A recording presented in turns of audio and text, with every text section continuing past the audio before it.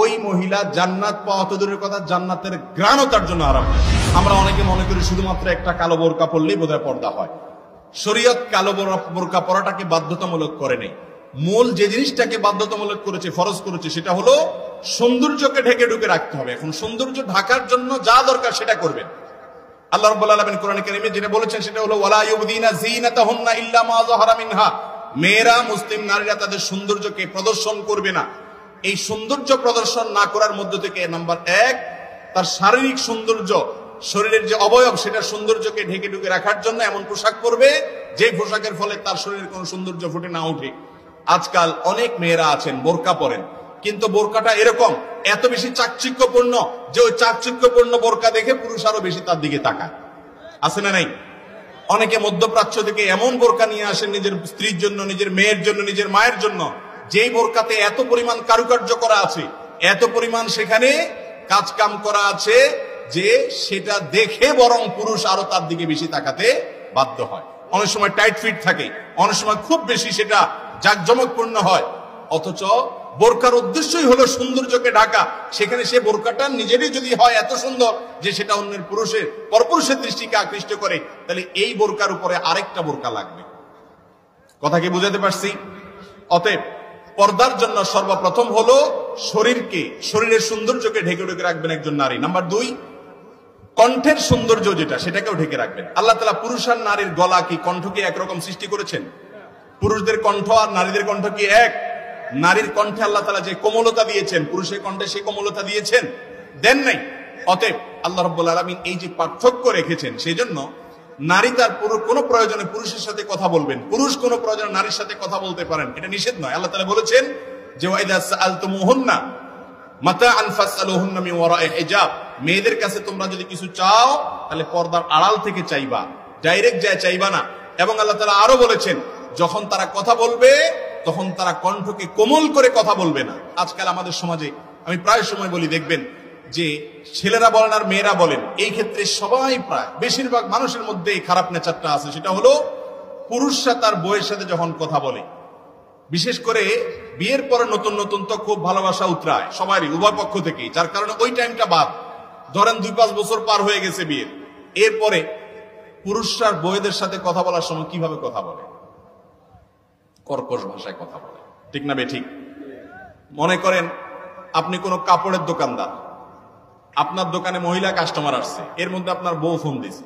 ফোনটা ধরে প্রথম কি বলে? বলে যে তুমি সময় অসময় বুঝো না, কি জন্য ফোন দিছে, দরকার কিছু বলবা, আমার কাস্টমার আছে, রাখি। এরপর মোবাইলটা রাখি, ওই সামনে থাকা পরনারী যে মহিলার সাথে পর্দা করা ফরজ, যার সাথে কোমল কণ্ঠে কথা বলা ঠিক না, জায়েজই না, তার সামনে এবার বলবে আপা সরি, কিছু ফোনে ডিস্টার্ব করে ফেলছে, আপা কি লাগবে বলেন, এই চেয়ারটা দাও, আপারে বসাও, পানি দাও। এরকম কোমল কথা বলে কি বলে না? আবার একই ভাবে ওই মহিলাকে দেখবেন যখন স্বামী আসছে বা স্বামী ফোন দিছে, তো একই ভাবে হয়তো বেশিরভাগ মানুষ এরকম, সবাই যেরকম তা না, দেখবেন যে ফোন ধরার পরে স্বামীকে একটা ঝাড়ি দিয়া বলবে যে তোমার বাইরে কোনো কাজ কাম নাই, আমি ঘরে বেকার বসে থাকি, একটু পর পর ফোন, একটু পর পর ফোন। একসাথে বললে কি হয়তো, এতবার ফোন দিচ্ছ, একটা ঝাড়ি লয় কি লয় না? আবার যদি কোনো অপরিচিত নাম্বার থেকে ফোন আসে, ভাবি অথবা আপা আমি অমুককে চাই বা কোনো কথা বলছে, তখন কিন্তু কথা বলার সময় পুরা ইস্তারি করা কথা বলে। ঠিক না বেঠিক? তখন কথাটা থাকে কি করা কথা? ইস্তারি করা কথা। জামা যেরকম ইস্তারি করা, ফিটফাট কথা থাকে কিরকম? জি ভাই, জি জি, আপনার ভাই তো বাড়িতে নাই, ঠিক আছে আমি আসলে বলবো, ওকে ঠিক আছে। তখন এমন ভাবে কথা বলেন উনি, মনে হচ্ছে যে ওনার কথা বলার সৌন্দর্যের যত উপায় তার কাছে আছে সবগুলো প্রয়োগ করে তিনি কথা বলছেন। এই চরিত্র নেচার আমাদের মধ্যে আছে না নাই?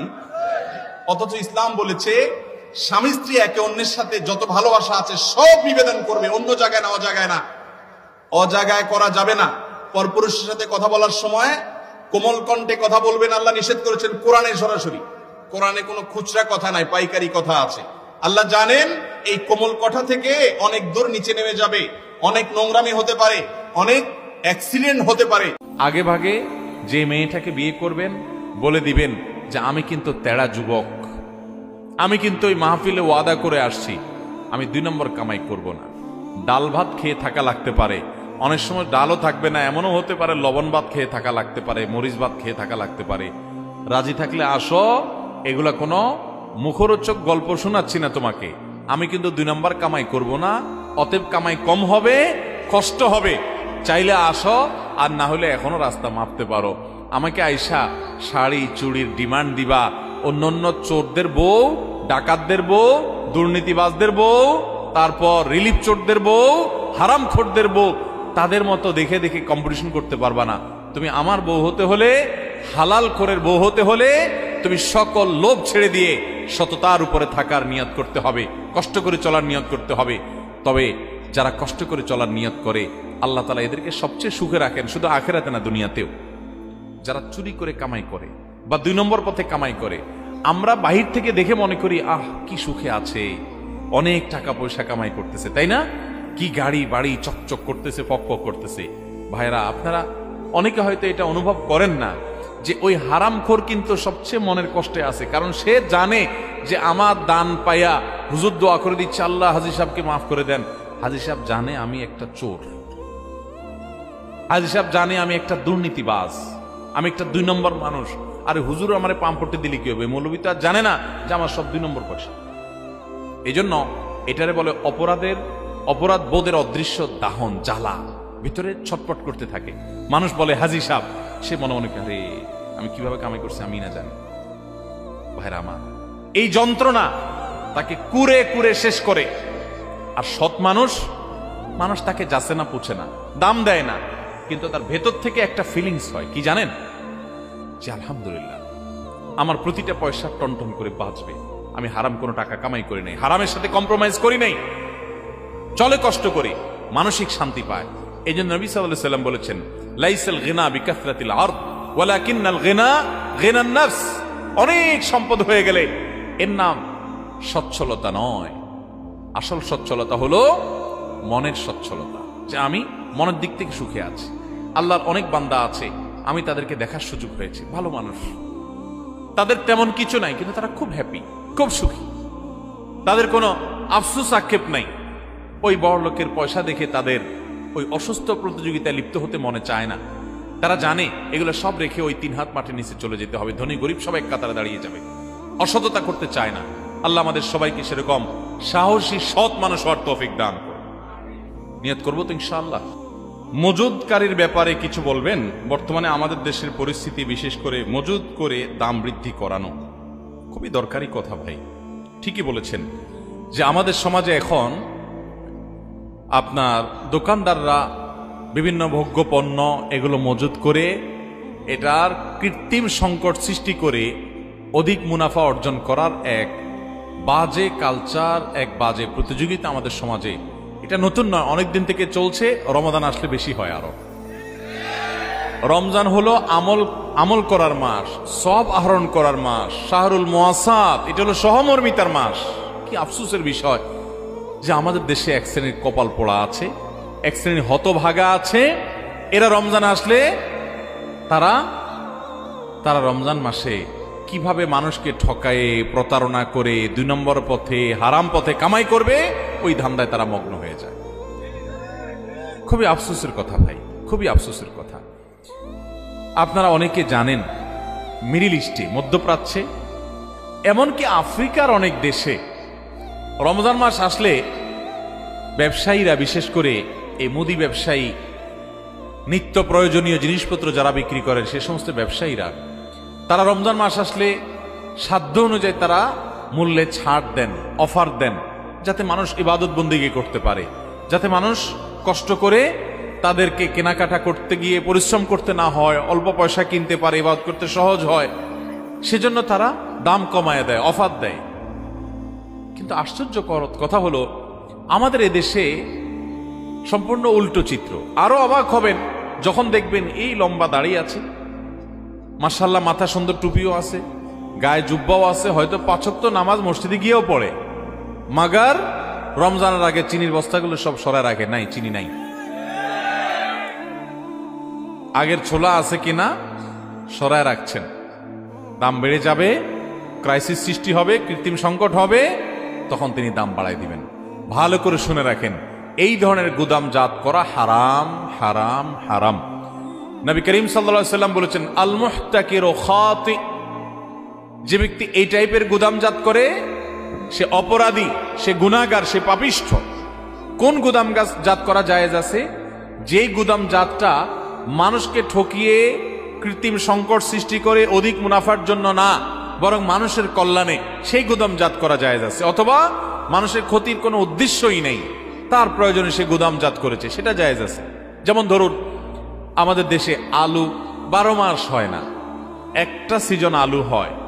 এই আলুগুলো একটা সিজনে এত আলু হয় যে সারা দেশে মানুষ এগুলো সব খেয়ে শেষ করতে পারবে না, কিন্তু সারা বছর হয় না। তখন সারা বছরের প্রয়োজন মেটাবার জন্য প্রয়োজনীয় আলু যেগুলো লাগে, তো এর বাইরে বাকি আলুগুলো কোল্ড স্টোরেজে রেখে সারা বছর সেটা বিক্রি করা। এই গুদামজাত মানুষের কল্যাণে করা হয়, অতএব এটা জায়েজ আছে। কিন্তু আপনি হঠাৎ করে টের পেলেন যে এলসি বন্ধ হয়ে গেছে, অমুক মাল আর দেশে আসছে না, আপনার কাছে কিছু মাল আছে, এখন বিক্রি করলে আগের দামে বিক্রি করতে হবে। আপনি টের পেয়েছেন কিছুদিনের মধ্যে দাম বেড়ে যাবে। বিশেষ করে যখন বাজেট ঘোষণা হয় আমাদের দেশে, অনেক সময় আগে থেকে ফাঁস হয়ে যায়, অমুক জিনিসের ভ্যাট ট্যাক্স বাড়তে যাচ্ছে, যার কারণে সেটার দাম বেড়ে যাবে। তখন দেখা যায় বাজারে ওই জিনিসটা নাই, কারো কাছে নাই, সবাই এখন নাই করে, কারণ জানে যে কয়দিন পরে দাম বেড়ে যাবে। এরপর আস্তে করে পেছন থেকে বের করে অধিক মুনাফা অর্জন করে। আছে না নাই? ব্যবসা হবে কিন্তু ঈমান যাবে, ব্যবসা হবে কিন্তু তাকওয়া যাবে, ব্যবসা হবে দুনিয়া কিন্তু আখিরাত ধ্বংস হবে। আল্লাহ রাব্বুল আলামিন আমাদের ব্যবসায়ী ভাইদেরকে সততার সাথে ব্যবসা করার তৌফিক দান করুক। ভাই, সততার সাথে ব্যবসা করতে কলিজা লাগে, কলিজা। কি লাগে? কলিজা। ছোট লোকরা পারে না। ছোট লোক কারা জানেন? ছোট লোক হলো কিছু পয়সার জন্য ঈমান বিক্রি করে দেয়, ঈমান সস্তা, কিছু সস্তার জন্য আদর্শ নীতি বিক্রি করে দেয়, কিছু পয়সার জন্য তার আমল বিক্রি করে দেয়, তাকওয়া বিক্রি করে দেয়। এরকম দুর্বল ঈমানের মানুষ আছে না নাই? আল্লাহ আমাদেরকে শক্তিশালী ঈমানের মানুষ হওয়ার তৌফিক দান করুন।